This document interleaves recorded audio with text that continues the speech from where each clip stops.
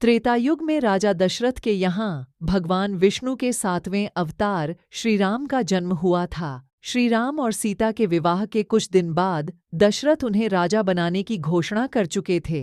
राज्याभिषेक से ठीक पहले कैकेयी ने दशरथ से अपने 2 वर मांग लिए, श्री राम को वनवास और भरत को राज्य। इसके बाद श्री राम, सीता और लक्ष्मण के साथ वनवास के चल दिए थे। वनवास 14 वर्षों का था। इसमें से करीब 12 वर्ष उन्होंने चित्रकूट में ही निवास किया, लेकिन इसके बाद वे चित्रकूट से पंचवटी पहुँचे। पंचवटी से सीता का हरण हो गया। इसके बाद सीता जी की खोज और रावण वध हुआ। इन सब में करीब 2 वर्षों का समय लगा था। वनवास जाते समय श्री राम, लक्ष्मण और सीता अयोध्या से सुमंत्र के रथ में बैठकर निकले थे। सबसे पहले उन्होंने तमसा नदी पार की। इसके बाद श्रृंगवेरपुर से गंगा नदी पार करते हुए वे प्रयागराज पहुँचे थे।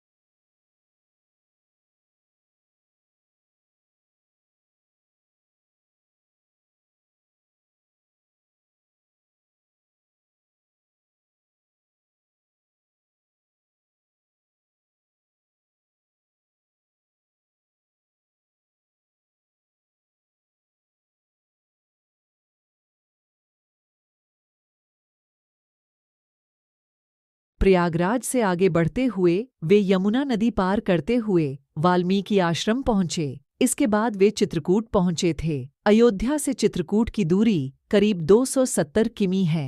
इस यात्रा में करीब 140 किमी की यात्रा सुमंत्र के रथ से और इसके बाद पैदल चलकर चित्रकूट पहुँचे।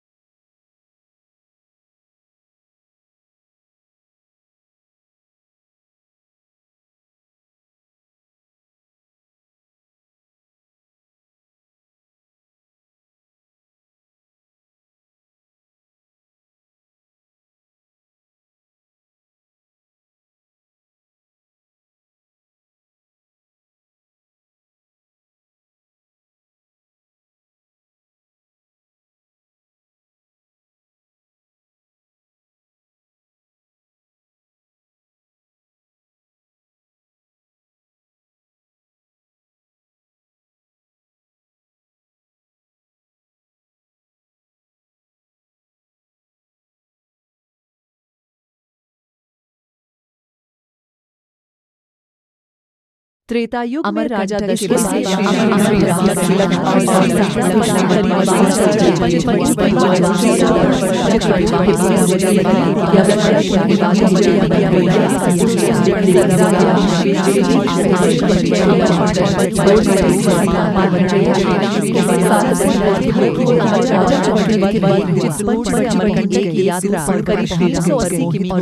श्री राम पर मोहित हो गई थी।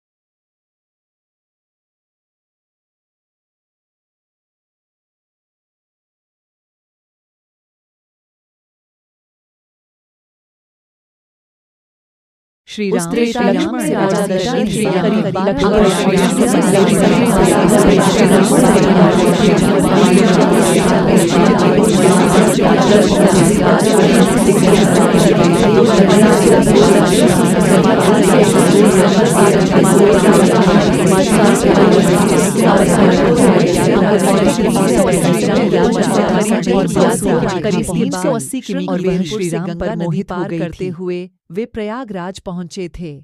प्रयागराज से आगे बढ़ते हुए वे यमुना नदी पार करते हुए वाल्मीकि आश्रम पहुंचे। इसके बाद वे चित्रकूट पहुंचे थे। अयोध्या से चित्रकूट की दूरी करीब 270 किमी है। इस यात्रा में करीब 140 किमी की यात्रा सुमंत्र के रथ से और इसके बाद पैदल चलकर चित्रकूट पहुंचे। त्रेता युग में राजा दशरथ के यहाँ भगवान विष्णु के 7वें अवतार श्री राम का जन्म हुआ था। श्री राम और सीता के विवाह के कुछ दिन बाद दशरथ उन्हें राजा बनाने की घोषणा कर चुके थे।